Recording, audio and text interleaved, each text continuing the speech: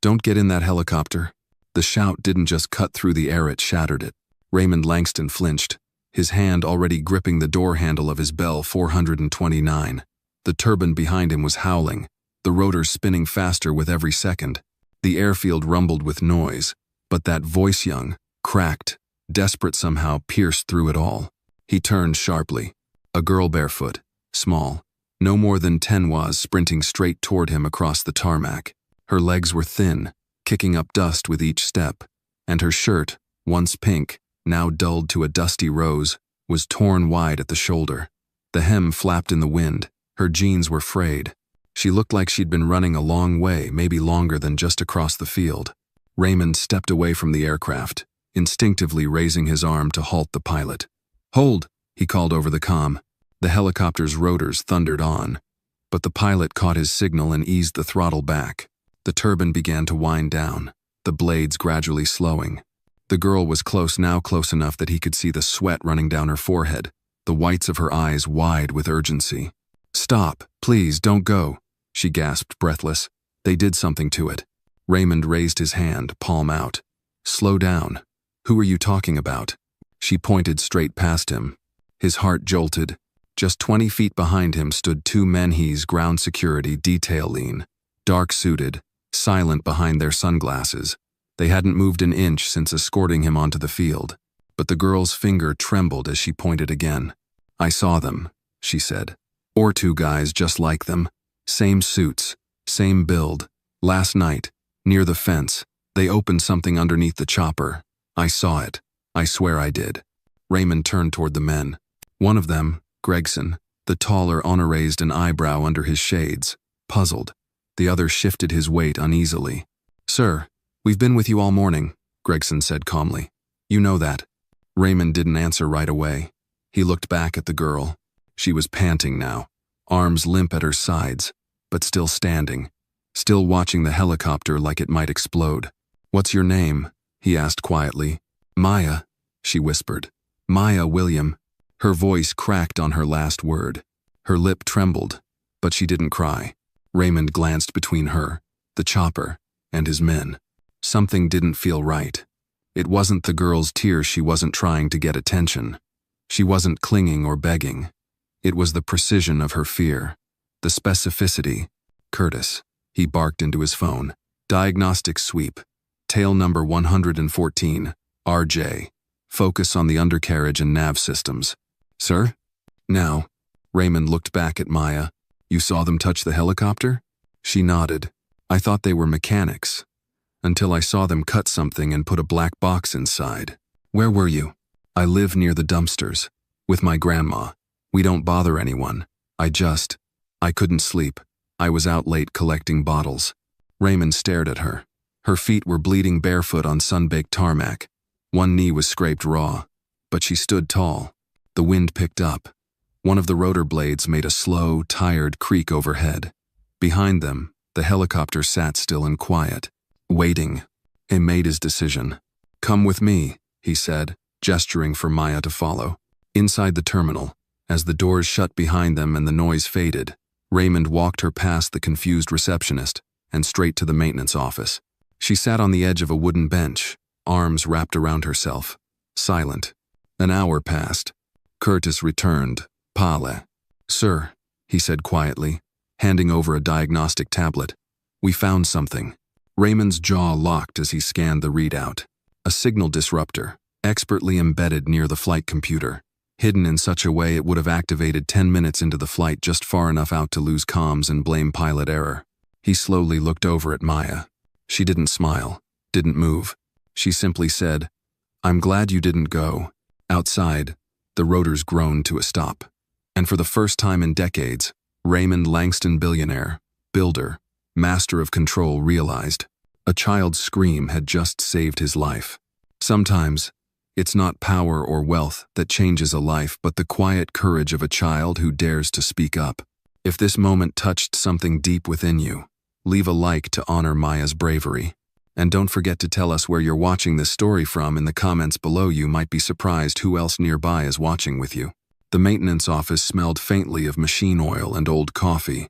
Raymond Langston stood by the window, arms crossed, eyes fixed on the silent chopper outside. Maya sat behind him, still on the edge of the bench where he'd left her.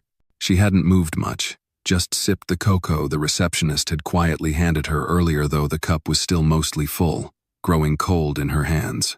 Curtis, the hangar supervisor, stepped in again, eyes tense. "We pulled the security footage from last night, sir," he said, voice low.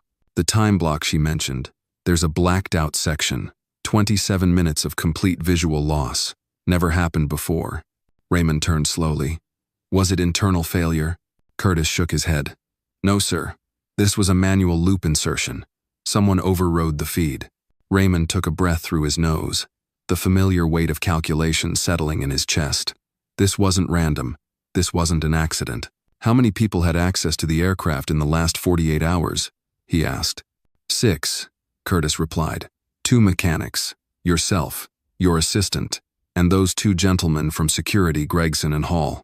Raymond's jaw tightened. He glanced over at Maya. She was now looking up, eyes flicking between the 2 men standing guard outside the window. Same black suits, same stone faces. She spoke, her voice soft. "They looked just like them." Raymond turned. "You sure?" Maya nodded slowly. "They didn't say anything. But one of them, he wore gloves. Black leather. It was warm out. I thought that was weird." Raymond blinked. That detail struck him harder than he expected. Gregson had a habit, always wore gloves, even when unnecessary. It was a quirk, one he never questioned. Until now. "Curtis," he said without turning. "Escort Maya to the lounge. Keep someone with her at all times. And I want her grandmother found. Quietly. Bring her here under protection." "Yes, sir." Raymond waited until the door clicked shut before finally walking over to his desk and pulling out a secure tablet. Within moments, he was inside his encrypted files, details of every contract, every NDA, every deal pending. And there it was. The bid for the new federal GPS integrated aviation system. The one Aerogen Dynamics had been circling like vultures for months. A deal worth hundreds of millions. A deal Raymond's tech was set to win if nothing went wrong. And crashing mid-test flight? That would have destroyed everything. A light knock came at the door. It was Hall, the shorter of the 2 security men. "Everything all right, Mr. Langston?" Raymond looked at him, really looked, and for the first time, he noticed how rehearsed the man's calm was. Too even, too mechanical. "Fine," Raymond replied flatly. "Get Gregson in here." Hall nodded and left. 30 seconds later, Gregson stepped inside. He moved with the same self-assurance as always, like a man who owned every hallway he walked down. Raymond motioned to the chair across from him. "Sit." Gregson obeyed but said nothing. Raymond placed the tablet between them, screen on. It displayed the schematic of the flight system, highlighting the tampered component. "You recognize that?" Gregson barely glanced. "Number." "She does," Raymond said, voice quiet. "The girl. She saw it. Saw who installed it." Gregson's lip twitched. Just slightly. Raymond leaned forward. "Let me tell you what bothers me. Last week, you asked for access to the hangar during off hours. You said you left your cufflink in my backup jet. Then you sent Hall in, not yourself." Gregson shrugged.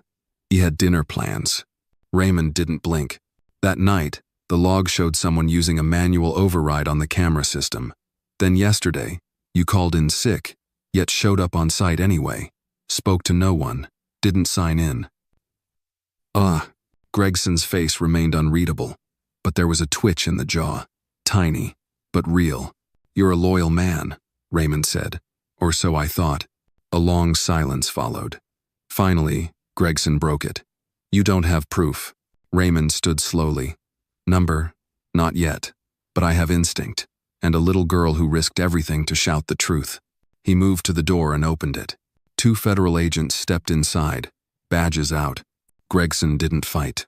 He simply stood, nodded once, and followed them out. Raymond exhaled, then walked back to the window.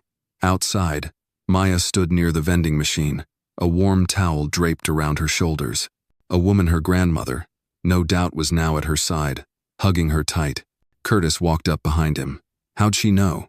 "She watches everything," Raymond murmured. "When no one else does." Curtis paused, then asked, "What now?" Raymond looked at the chopper once more.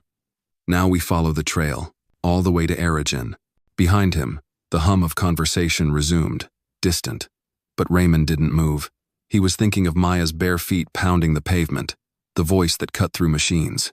And somewhere deeper, beneath all the silence and suspicion, a truth echoed. Sometimes the smallest voice carries the heaviest weight, and sometimes it's the only thing that keeps a man like him from falling. He would not ignore it again. The maintenance office smelled faintly of machine oil and old coffee. Raymond Langston stood by the window, arms crossed, eyes locked on the now silent bell 4:29 outside. The rotors had stilled, but his thoughts spun faster than ever. Behind him, Maya still sat on the edge of the bench where he'd placed hers, quiet, hands wrapped around a paper cup of cocoa she hadn't touched. Curtis, the hangar supervisor, entered again, tension lining his voice. "We pulled the footage from last night, sir," he said carefully. "The window she mentioned about 1:15 to 1:42 a.m. It's blank. Completely. 27 minutes of nothing. That system has triple redundancy." Raymond turned. So someone wiped it, or inserted a pre-recorded loop. "This wasn't an accident, Mr. Langston." "Who had access?" "6 people, Curtis said. "You, your assistant, 2 maintenance crew, and the 2 security contractors, Gregson and Hall." Raymond glanced at Maya, who had just raised her eyes from the floor. She looked at the tinted glass behind which 2 men still stood silently, Gregson and Hall. Her voice was soft but clear. It was 2 guys built like them, same walk, same shape. One of them wore gloves, black leather. Raymond narrowed his eyes. Gregson always wore gloves. It was part of his image, or so Raymond had assumed. He stepped to the desk, pulled open a drawer, and retrieved a secure tablet. His fingers moved quickly through encrypted files, active projects, federal bids, internal risk memos. The centerpiece of it all, his company's pending contract with the U.S. Department of Transportation to overhaul GPS-based aviation control, a $900 million deal.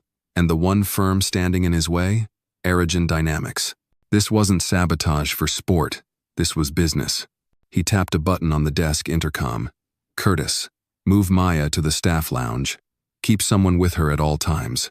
Quietly locate her grandmother. Bring her here under protection. No press."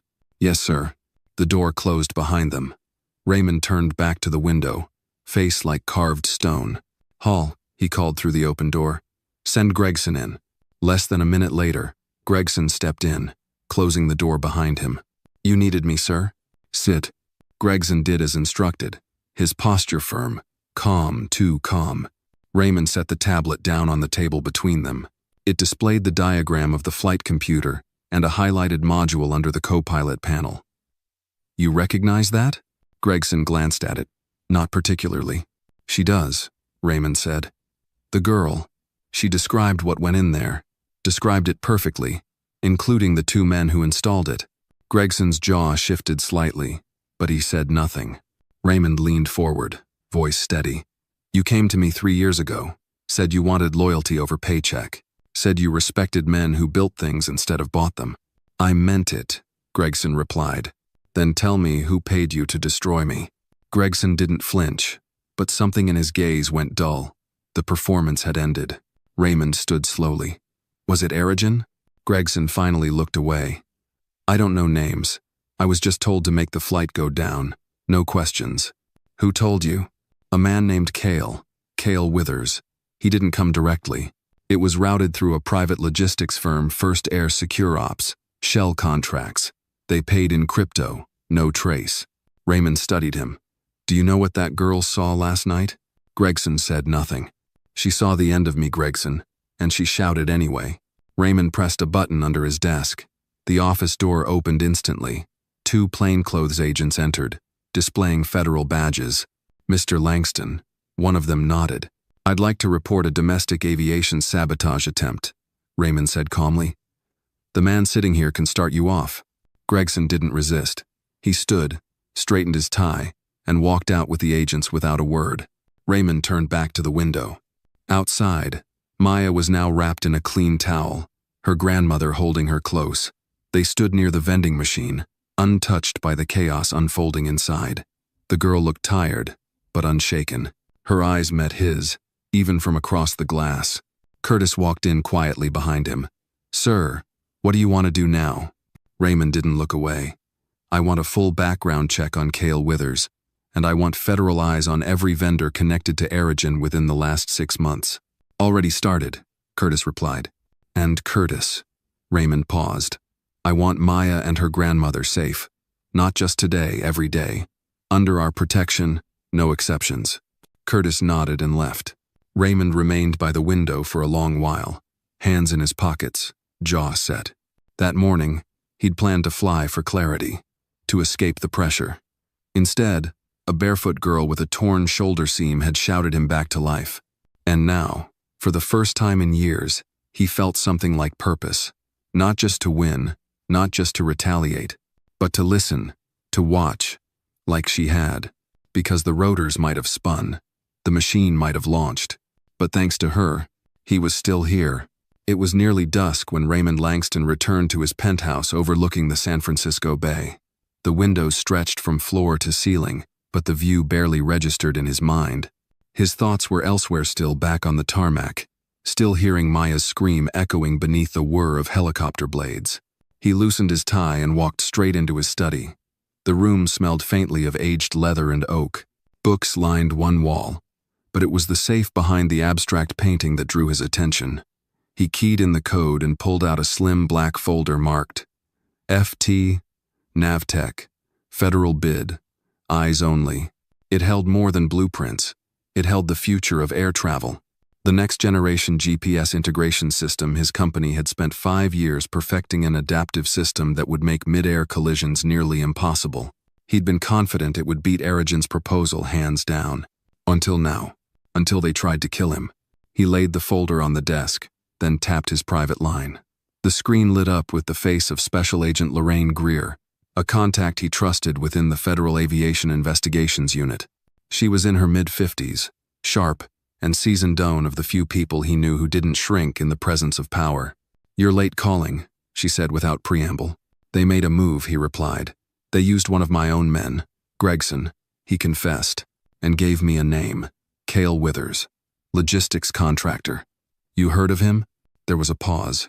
Her brow furrowed. "Not in any official capacity, but I've seen that name show up around DC quietly. Defense contracts, offshore routing. Never stays attached long. I need a full federal investigation. Quiet, discreet, no leaks. You understand what you're asking, Raymond. This isn't corporate espionage anymore. This is attempted murder." "I'm aware." She leaned back, steepling her fingers. "Do you have the girl secured?" "Yes. Her name's Maya William, 10 years old. Lives with her grandmother in Richmond. She's the reason I'm still breathing." Agent Greer softened for just a second. "That takes guts, speaking out the way she did, especially for a kid with nothing." "She doesn't have nothing," Raymond said quietly. "She has eyes, and a voice." Greer nodded. "Send me everything you have. I'll run it from my end." Raymond ended the call and sat down, his shoulders heavy, his breath caught somewhere between guilt and resolve. He looked across the room where the city lights flickered to life like fireflies. But the real spark, the one that mattered, had come from that girl. A child no one had seen, no one had guarded, and yet somehow, she had guarded him. The next morning, Maya sat in the back of a black Suburban with tinted windows, her eyes wide as they pulled into the downtown offices of Langston Aerospace Systems. She wore clean clothes, now jeans without holes, a navy blue hoodie without tears, and small sneakers that lit up when she walked. She held her grandmother's hand tightly. "Are we in trouble?" she whispered. Raymond stepped out of the building's glass doors before anyone else could respond. He wore no tie, just a crisp white shirt rolled at the sleeves. He smiled gently. "Not at all. You're guests. And more than that, you're the reason we're standing here." He led them into the building, past the curious glances of executives and assistants, who tried not to stare. Maya's footsteps echoed in the marble-floored atrium. The building's vastness overwhelmed her, but she didn't let go of her grandmother's hand. They reached a private conference room where Lorraine Greer was waiting. She shook hands with Raymond, then knelt slightly to Maya's level. "You remember what you saw, sweetheart?" she asked kindly. Maya nodded. "Yes, Mom. I'm going to ask you a few questions." And if you remember anything, even small stuff, it helps. All right? Maya glanced at Raymond, then back to Greer. Okay. They reviewed everything.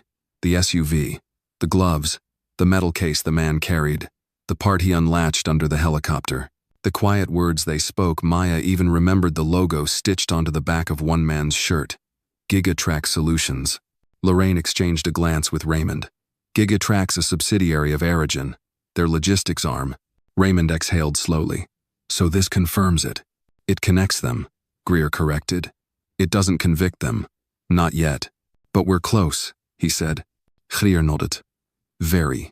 As the interview ended, Maya sat quietly beside a large model of an aircraft mounted in the corner of the room. Her fingers traced its wings gently. Raymond watched her, then approached. You did more than most adults would have done, he said. You didn't run away. You ran toward me. Why? She looked up, eyes steady. Because you were gonna die. And no one else was saying anything. He swallowed hard. Has that happened before? Seeing something bad, and no one listens? She nodded. Sometimes at school. Sometimes in the neighborhood. People don't look down. They look over. Raymond knelt beside her. Well, not anymore. He reached into his pocket and pulled out a small Pina miniature version of the Langston aerospace crest, polished silver with a blue wing crossing a compass. He clipped it gently onto her hoodie. You're one of us now. Maya looked down at the pin, then back up. Even if I don't fly? You already did, he said. You just saved the pilot. And later that day, after escorting Maya and her grandmother home with full private security, Raymond stood once more at his office window. The clouds had gathered again over the city, heavy and low, like a storm still waiting. Curtis entered quietly. You ready to hit back, sir? Raymond turned, eyes sharper now, voice calm but resolved. I'm not hitting back. I'm building forward. He turned back toward the city, where justice was slow, and voices like Maya's were often lost. But this time, he promised himself, hers would echo. By the time the sun dipped below the Golden Gate, Raymond Langston was already sitting inside a low-lit operations room beneath his company's headquarters, a rarely used sublevel wired directly into national satellite arrays, private servers, and encrypted surveillance archives. Most of his board didn't even know it existed. He stood before a large, curved digital screen where frames from last night's security footage flickered, pausing every few seconds. Federal Agent Lorraine Greer sat at the workstation beside him, scanning timestamp logs with narrowed eyes. There, she muttered, zooming in. Frame 4479. This blur right here only shows for a split second before the blackout kicks in. Raymond stepped closer. It was grainy, but enough. The silhouette of a man with a long case, barely visible against the backlight of a service truck. No face, no features. But the posture matched what Maya had described exactly. Same time she said she saw them. He confirmed. Greer nodded. Now watch what happens next. She scrubbed forward. A sudden digital snowstorm filled the screen. The footage jumped, froze, then resumed 27 minutes later clean, and perfectly empty. Raymond shook his head. Camera didn't malfunction. That's a manual loop insertion. More than that, Greer added, tapping the screen. They used something called a dead curtain buries the metadata under dummy data. Only high-level contractors know how to deploy it. It's a signature technique. He turned sharply. Whose signature? Greer looked at him. Gigatrack. 3 previous aviation tampering incidents in the past 5 years, all erased the same way. Never went public. Never confirmed. But I've seen it before. Raymond clenched his jaw. So this was never about sabotage. It was assassination. No, she replied. It was strategic erasure. They didn't want to destroy the aircraft. They wanted you to disappear inside it. That landed hard. Raymond turned away, staring at the far wall where a schematic of his Bell 429 flickered with highlighted danger zones. Curtis said the sabotaged relay was wired into the GPS nav system and secondary communication panel, Raymond murmured. Which means, 5 minutes into the flight, I'd have been rerouted off course and radio, silent. Somewhere over water, Greer added, where a mechanical failure narrative is easy to sell, where rescue response would have come too late to matter. Raymond moved to the side console and opened another Filia contract proposal from Aerogen Dynamics, dated only 2 weeks prior. Buried deep in the footnotes, he'd highlighted a clause marked, Shared Testing Corridor Coordination, East Coast Facilities, the same corridor his test was scheduled to enter. He looked up. They were building a story. If I crashed, they'd step in with their system, claim ours was flawed, take the contract, own the future of civilian airspace. Greedy and brutal, Greer said. Classic playbook. Raymond exhaled slowly. His temples ached. We can't go to the press yet. Not until we have a full chain personnel, money, motive, methods. If we go public without proof, they'll counter with noise, discredit the girl, call this a smear. Greer nodded. Agreed. Which means we go deeper. You've got any internal whistleblowers? Raymond hesitated, then tapped into an archived employee log. One name blinked back at him. Peter Chen, a former systems analyst who had left abruptly 8 months ago. The departure had been labeled as a personal exit, but something had never sat right with it. He worked on our first-gen nav relay, Raymond said. Knew everything about the wiring. Never took an offer from Aerogen, but I suspect he was approached. Greer's eyes narrowed. Where is he now? Sacramento. Last address we have is a P.O. box, but I'll find him. That night, Raymond made the drive himself. He hated Sacramento traffic too slow, too indecisive, but the anonymity of driving alone calmed his nerves. When he arrived at the industrial block listed on Chen's personnel file, he found a run-down co-working building with a flickering sign and a broken mailbox labeled simply, PC. Raymond knocked once. No answer.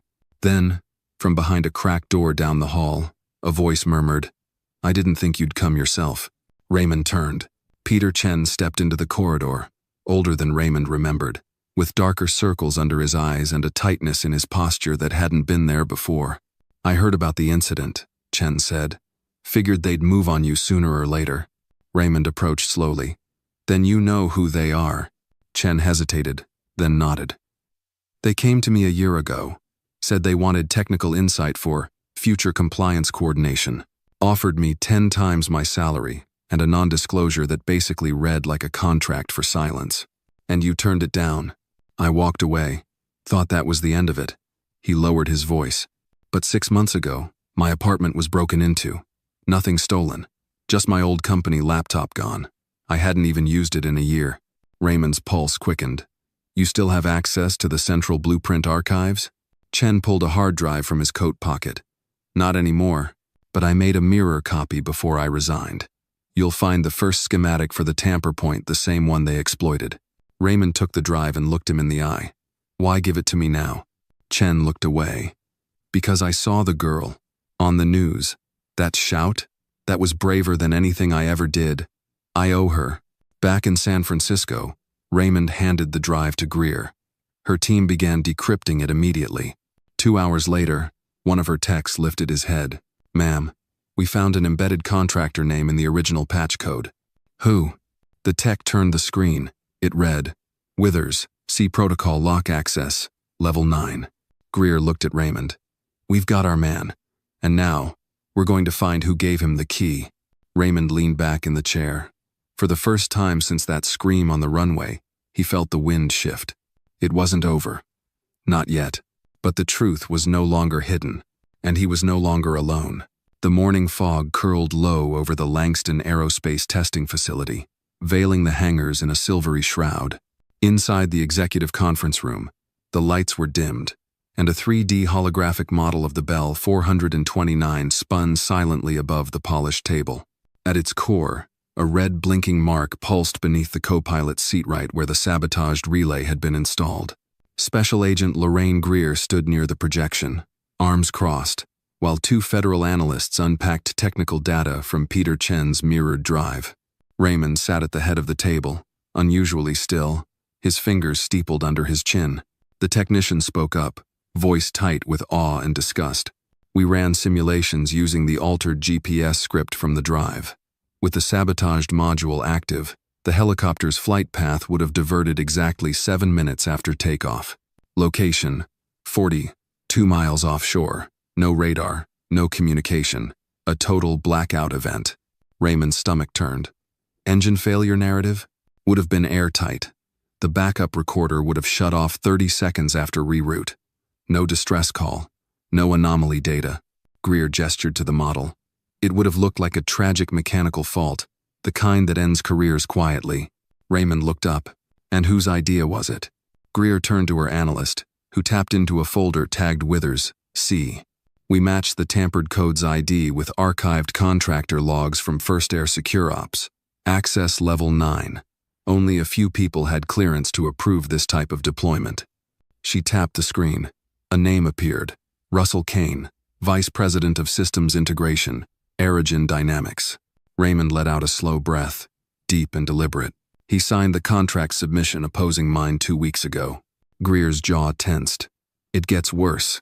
Kane submitted a request to expedite testing on Aerogen's backup guidance system on the same day you were scheduled to fly. Raymond leaned forward. So if I crashed, they'd immediately pitch their system as a safer alternative, a public solution to a tragedy they engineered. Precisely. Silence settled like weight on the room. Finally, Raymond stood and moved to the window, where a small landing strip shimmered behind the veil of fog. Somewhere out there, Maya's voice still echoed in his memory. They touched your helicopter. He turned back. We need more than this. A direct link. Financial, conversational. I want wire transfers, meeting records, something no one can explain away. Greer's phone buzzed. She glanced at the message, then raised her eyes. We may have it. One of my undercover analysts at First Air just intercepted a secure message flagged under Kane's internal login. It's a burner relay, but the signature lines match Withers' last known device. The content? She turned her phone so Raymond could read it. Test failed. Target survived. Initiate fallback protocol. No further contact until dust settles. Raymond read it twice. Then a third time. Fallback protocol? Could mean retaliation. Or cover-up. Either way, they know you're alive, and they know the operation failed. Raymond's expression darkened. That means Maya's at risk. Greer nodded. I've already doubled her detail, but we'll need to move her and her grandmother out of Richmond today. Raymond picked up the phone. No need. I'll bring them to the estate. It's off-grid, monitored 24/7. Nothing happens there without me knowing. That afternoon, under heavy escort, Maya and her grandmother arrived at Langston's private estate in Sonoma County. The compound sprawled across 80 acres, a fusion of sleek glass design and protective steel vanes.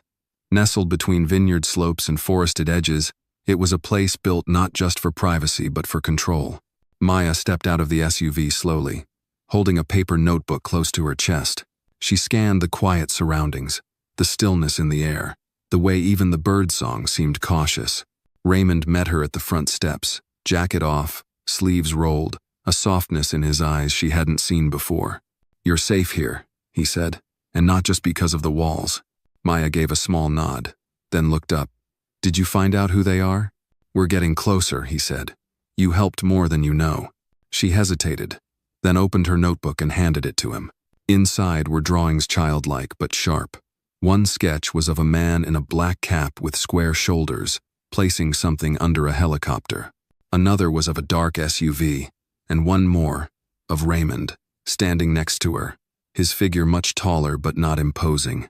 Raymond flipped through the pages slowly, throat tightening. You remember details better than most of my engineers, he said. She shrugged. When no one listens to you, you learn to watch harder. That night, Greer called from the city. We just got confirmation, she said. Kane's phone pinged at a private terminal in Nevada. He's heading out of the country. We've already alerted Homeland and Interpol. He won't get far. Raymond walked out onto the patio, watching stars blink through gaps in the trees.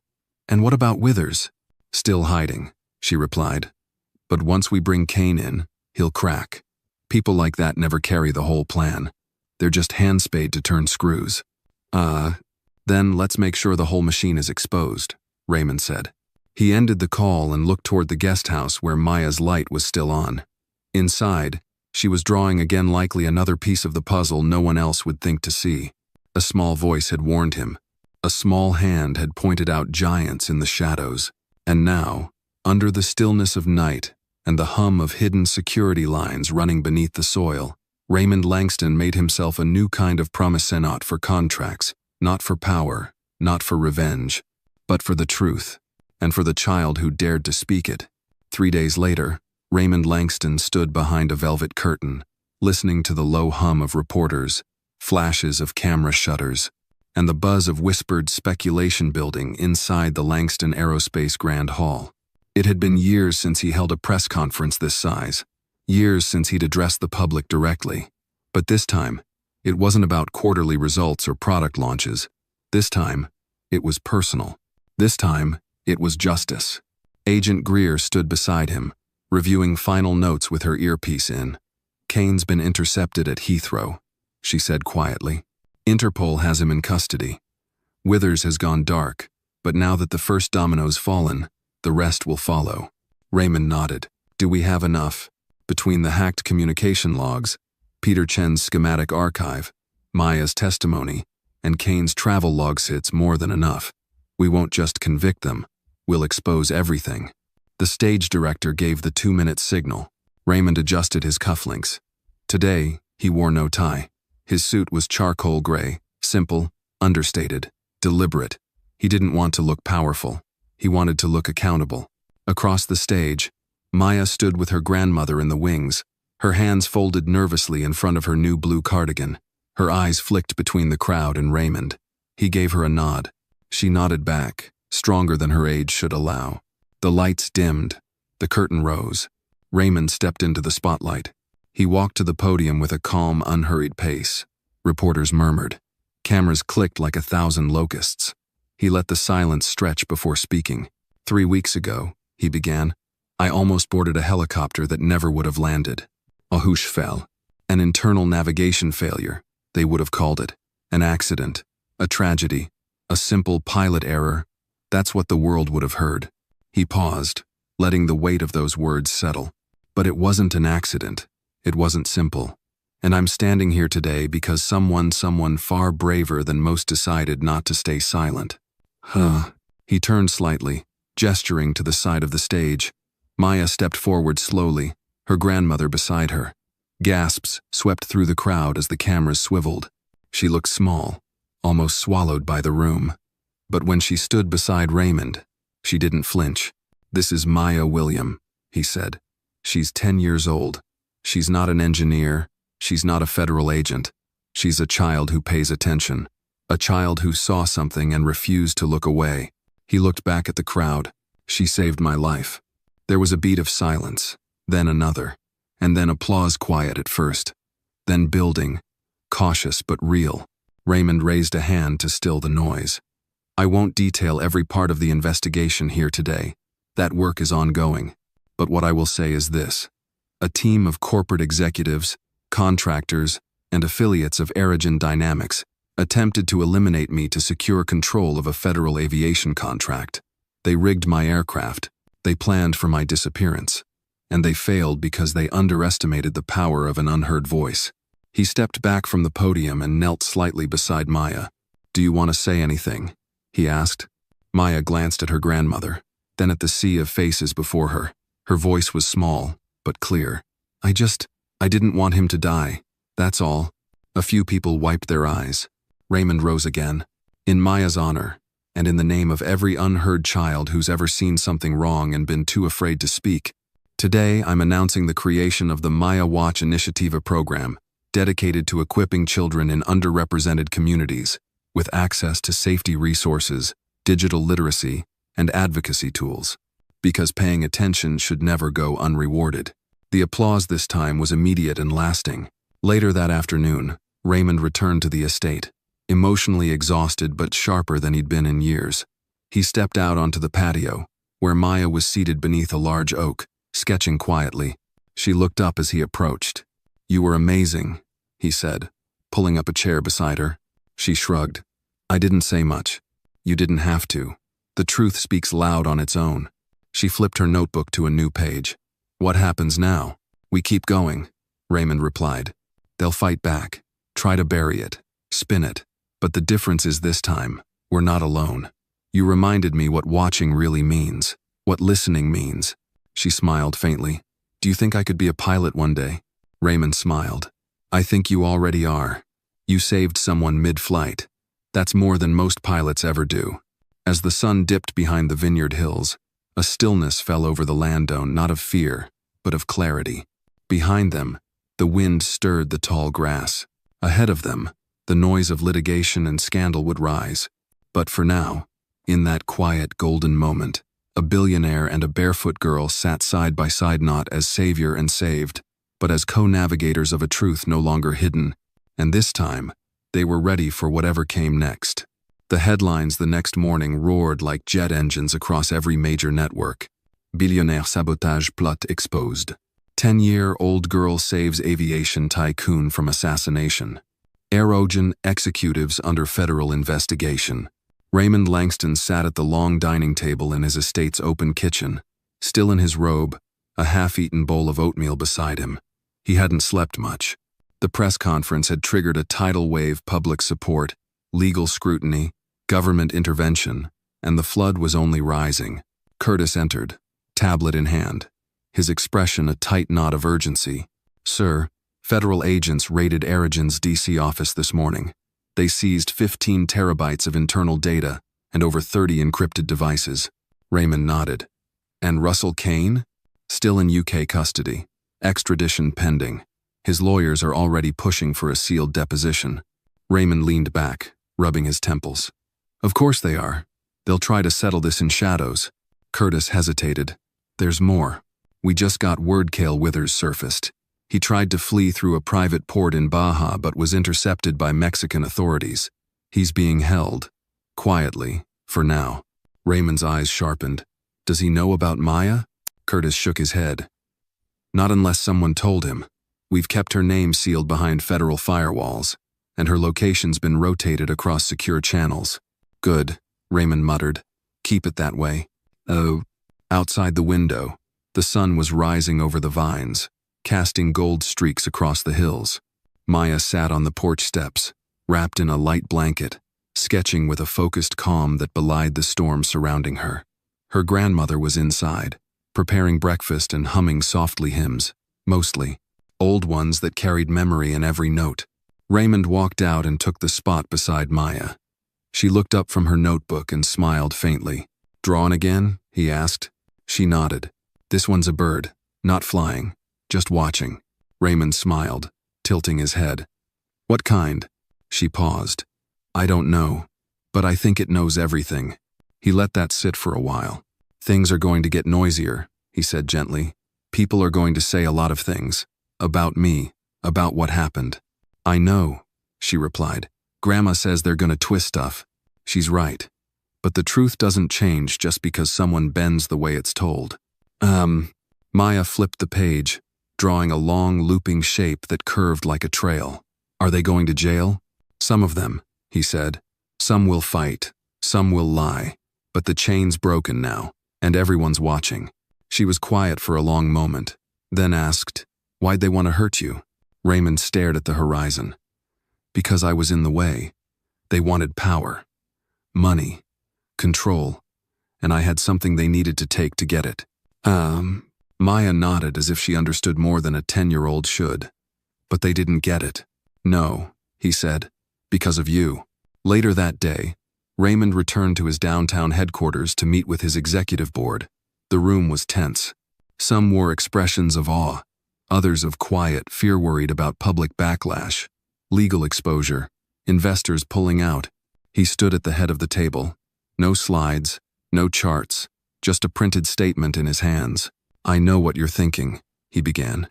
"Our stock price, our reputation, our contracts." He paused, scanning each face. "But I want to remind every single one of you this company was almost used as a weapon. Our platform, our tech, our trust, all hijacked because we stopped paying attention to what didn't look dangerous, because we assumed that silence meant safety." He laid the statement down. "So from this day forward, we change how we operate. No more top-down only approvals. Every tech system goes through a double-layered audit. We launch the Maya protocol." A few board members exchanged confused glances. "What's the Maya protocol?" one of them asked. Raymond looked up. "An internal watchdog system, AI, monitored but with human verification.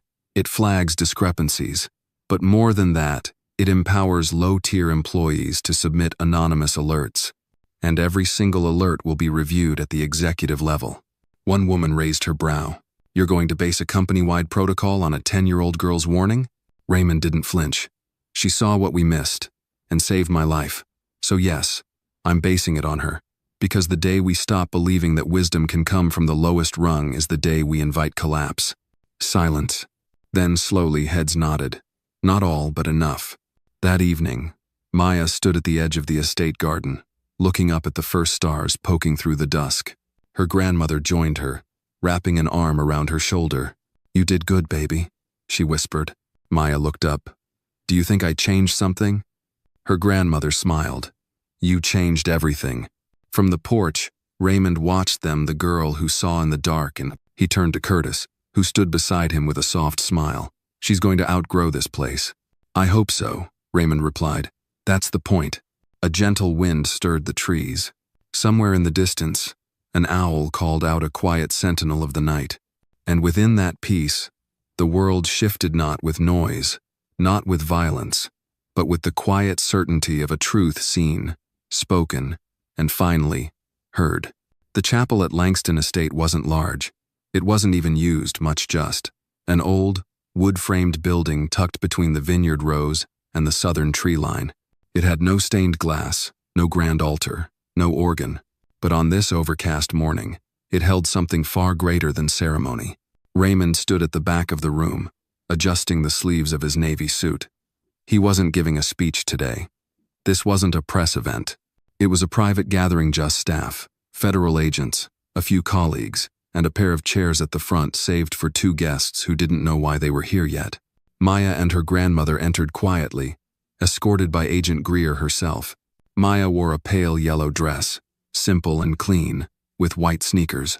Her hair was braided back neatly, a small silver pin, Raymond's company crest-till, clipped to the collar of her sweater. As the last guest settled, Greer stepped up to the lectern and cleared her throat. "We don't gather here today to remember what was lost," she began. "We gather to acknowledge what was prevented by someone most of the world wouldn't have seen coming." She turned toward Maya. "This child didn't just speak up. She changed the trajectory of an entire investigation, dismantled a conspiracy, and exposed a level of corruption that would have otherwise passed undetected. She showed courage that people twice, 3 times her age might not have found." Greer gestured toward the side, and an assistant stepped forward with a framed certificate, embossed with a golden seal. "In recognition of her bravery, integrity, and service to the public good, the Department of Transportation and the FAA hereby award Maya William the Civilian Medal of Federal Distinction." Gasps rippled through the room. Maya froze. She looked up at her grandmother, eyes wide. Raymond stepped forward, taking the frame from Greer's hands, then knelt and presented it to Maya. "You didn't just save me," he said, voice low enough only she could hear. "You reminded me what it means to see." "Really see?" Maya blinked back sudden tears. "I didn't mean to be brave," she whispered. "I don't think anyone ever does," Raymond replied gently.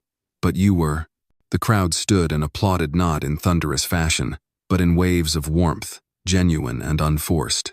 Maya stood motionless for a moment, then slowly turned and faced them all, her little shoulders squared, the metal gleaming softly against the fabric of her dress.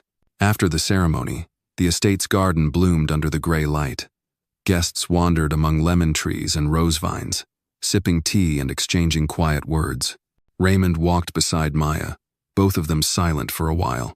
"I heard you're going back to school next week," he said. Maya nodded. "Grandma said it's time. Are you ready?" She looked up at him. "I think so. I mean, things feel different now, like I see stuff I didn't before." "That never goes away," Raymond said, smiling. "It's called awareness. It's a kind of strength." She paused. "Do you think people will believe me now? Like, when I speak?" Raymond looked out across the vineyard. "Some will, some won't. But the point isn't whether they believe you right away. The point is you know what you saw, and you won't stop saying it just because it makes people uncomfortable." He reached into his coat pocket and pulled out a small, leather-bound journal. He handed it to her. "What's this?" she asked. "It's blank," he said. "For now. Thought maybe you'd want to start writing the rest of your story." She opened the cover, then glanced up. "Do you want me to write about you?" He chuckled softly. "Only if I make it interesting." That afternoon, Raymond received a secure message from Agent Greer. The content was brief, but final. Confirmed. Cale Withers confessed. Under oath. Russell Kane authorized the sabotage on behalf of Aerogen. Evidence matched. Prosecutors are preparing to file federal charges. Names will go public next week. The email ended with a single sentence. "Sometimes, the ones we walk past are the only ones who see where we're headed."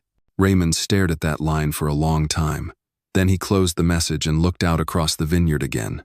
In the distance, Maya stood beneath the old oak tree near the garden's edge, sketching quietly with a colored pencil she'd found in his desk. She looked peaceful, focused not as a hero, not as a survivor, but as a girl simply being herself again. Raymond's chest swelled with something he hadn't felt in a long time. Not pride, not relief, something deeper. Clarity. Because in a world full of noise and power and headlines and contracts, it had been a single voice-cracked, young, uninvited that had pierced the storm. She had shouted first, and the world was still listening.